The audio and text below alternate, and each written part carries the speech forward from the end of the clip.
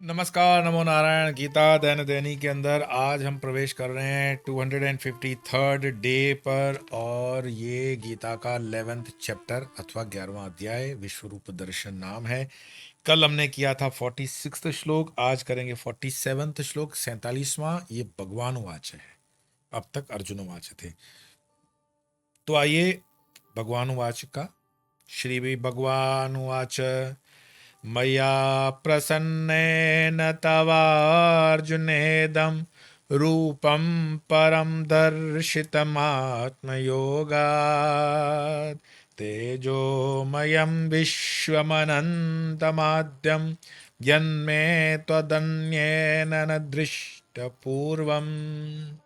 श्री भगवान बोले, हे अर्जुन, प्रसन्न हुए मैंने अर्थात परमात्मा ने अपनी योग शक्ति के सामर्थ्य से ये अपना परम तेजोमय, सबका आदि और अनंत विश्वात्मक रूप तुझको दिखलाया है, जिसे तेरे सिवा अन्य किसी ने पहले नहीं देखा।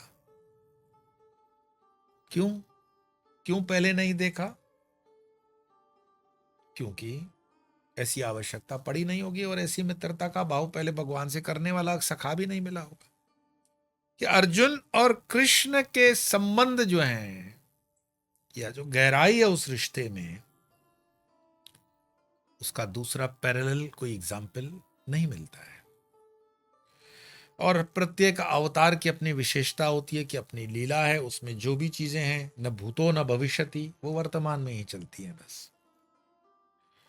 तो कल के श्लोकों में मैंने जैसे आपको बताया कि 36वें श्लोक से प्रारंभ होकर के 46वें श्लोक तक अर्जुन के 10 श्लोक जो हैं ये स्तुति के श्लोक हैं। और कल के श्लोक में आपने सुना था कि वो कह रहे हैं कि इस रूप को देखकर मैं हर्षित हो रहा हूं, मेरा मन भय से अति व्याकुल हो रहा है। अतः हे देव, आप मुझे अपने उस सौम्य मित्र रूप को ही स्वरूप को दिखलाइए। हे देवेश, हे जगन निवास, आप प्रसन्न होइए। और वैसे ही मुकुट धारण किए हुए तथा गदा और चक्र हाथ में लिए हुए मैं आपको देखना चाहता हूं।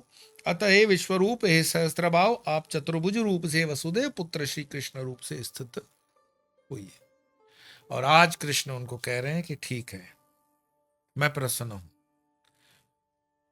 कि मैं प्रसन्न हुए अर्जुन, मैंने प्रसन्न हुए, मैंने परमात्मा ने अपनी योग शक्ति के सामर्थ्य से ये परम तेजोमय स्वरूप। अब ये बहुत समझना जरूरी है कि भगवान का जो ये स्वरूप है, ये योग शक्ति से ही हो सकता है। अब योग शक्ति की जब मैं योग कहूं तो उतना सीमित मत हो जाना कि रामदेव बाबा का जो योग है वही योग है। नहीं, रामदेव बाबा का भी जो योग है वो लेटेस्ट 25-30 सालों से ऊपर का योग नहीं है।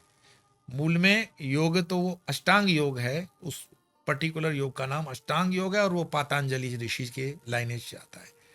पर योग का एक अंग है अष्टांग योग, बाकी तो योग बहुत है। भक्ति योग है, ज्ञान योग है ना, और ये अष्टांग योग है। ऐसे जैसे जैसे आप उस अध्यात्म के मार्ग में अपनी पढ़ाई करते हो, ये योग शब्द को अगर हम समझेंगे तो योग शब्द का मतलब है, योग मतलब जोड़ना।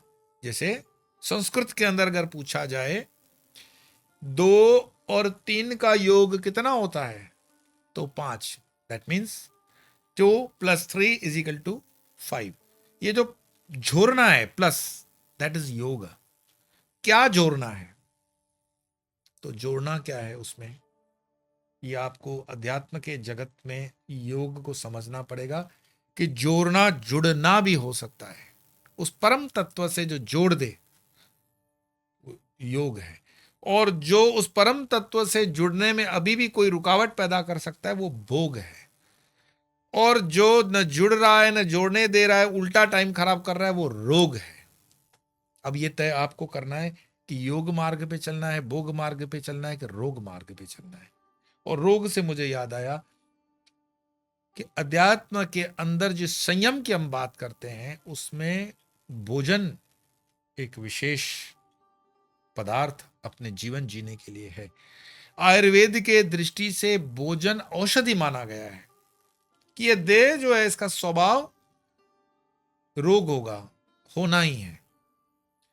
बहुत असंभव है ये कि किसी मैं मैगजीन में पढ़ रहा था कि एक बहुत अच्छे ज्ञानी व्यक्ति दूसरे ज्ञानी व्यक्ति को अपनी बेटी के विषय में बता रहे हैं कि मेरी बेटी का ब्याह आप अपने बेटे से कर लें।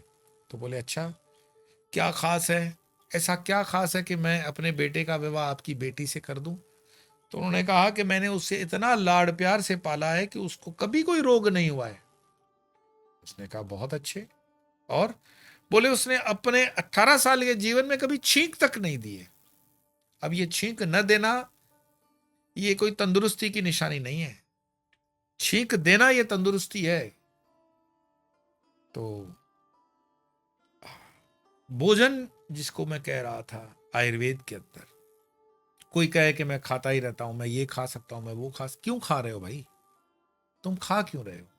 तो उस भोजन करने से जो ऊर्जा होती है, उसी ऊर्जा से ये शरीर का जो मैकेनिज्म है, तंत्र है, ये चलता है।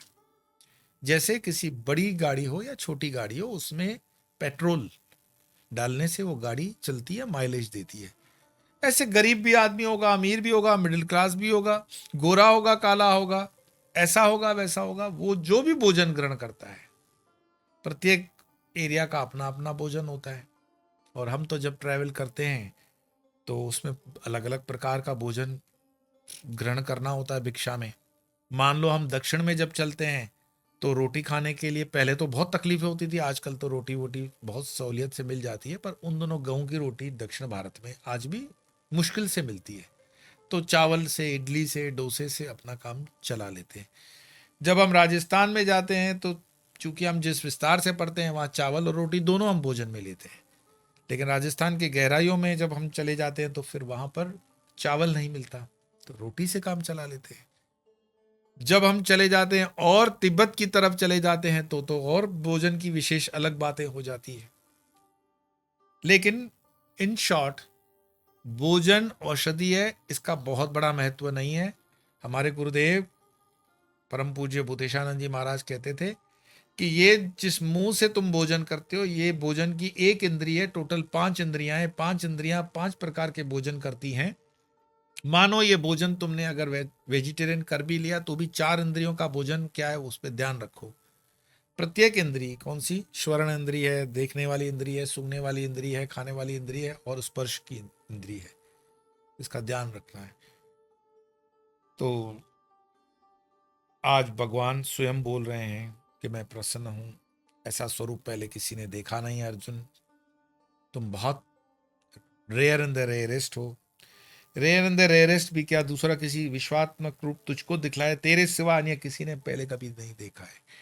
सो ये अर्जुन की क्वालिफिकेशन होगी, तब तो वो क्वालिफाई कर पाया भगवान के उस स्वरूप को देखने के लिए। और ये भगवान की कृपा है कि अर्जुन के माध्यम से हम भी उस स्वरूप को अपने ध्यान में उतार सकते हैं। कल मेरी बात हो गई थी ध्यान को लेकर के कि ध्यान में जो दिखता है मेडिटेशन वगैरह के आधार पर, उसको हम कहते हैं ध्यान। धारणा से जो धारण कर लिया उसको अपना अनुभव लेंगे। स्वप्न वाला दर्शन उसका अलग, चलते फिरते और एक अनुभव, वो एक अलग अनुभव। अब इसमें चर्म चक्षु भी नहीं है, विश्वरूप दर्शन है, तो चर्म चक्षुओं से अर्जुन नहीं देख रहे हैं, उसमें दिव्य दृष्टि ददामी श्लोक है, दिव्य दृष्टि दी है भगवान कृष्ण ने। परंतु उस दिव्य दृष्टि से अर्जुन तो भगवान का दर्शन कर रहे हैं, साथ साथ में श्लोकों को भगवान की कृपा से व्यास जी ने जो महाभारत के अंदर गीता का ग्रंथ उतारा है, आप इस चीज को गहराई से समझें कि कैसी प्रभु की कृपा हम पर, कि दर्शन अर्जुन ने किए, उसको कहने वाला संजय धृतराष्ट्र से है, उसको लिखाने वाले व्यास जी हैं और लिखा है गणपति जी ने, और फिर वो ग्रंथ महाभारत के माध्यम से महाभारत के भीतर जो गीता है वो गीता हम पढ़ रहे हैं। और उस गीता में मात्र 700 श्लोक, 18 अध्याय हैं, और उसमें अलग अलग विषयों को लेकर, योग को लेकर श्लोक है। कई बार आपके प्रश्न होते हैं सनातन धर्म का कोई एक ही बुक हो तो हम पढ़ लें, हम जान लें। मैं कहता हूं एक गीता पर्याप्त है। श्रीमद् भगवत गीता को आप पढ़ लो, उसके आगे आप कुछ भी नहीं पढ़ेंगे तो चलेगा, प्रारंभ कर लो। गीता से प्रारंभ कर लो, और गीता से प्रारंभ नहीं कर सकते हो तो इन 2 श्लोकों से प्रारंभ कर लो।